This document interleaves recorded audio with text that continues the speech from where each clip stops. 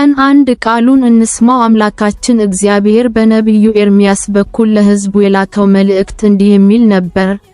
በእግዚአብሔር ቤት በር ቁም፣ በዚያም ይህን መልእክት አውጅ።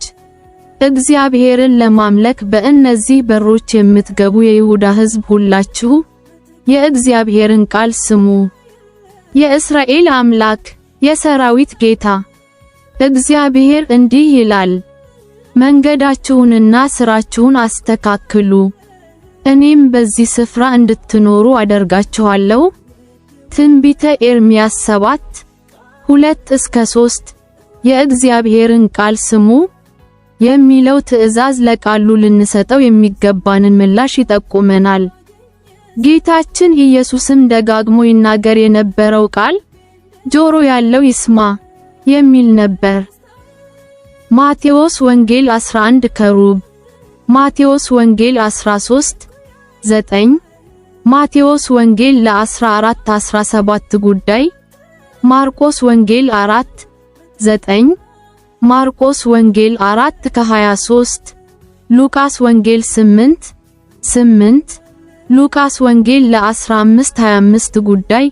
እስቲ ራሳችንን እንፈትሽ። ምን ያህል ቃሉን እንሰማለን? በተለይ በዚህ ዘመን ቅዱስ ቃሉን በድምጽ ልንሰማ የምንችልባቸው ብዙ አማራጮች አሉን።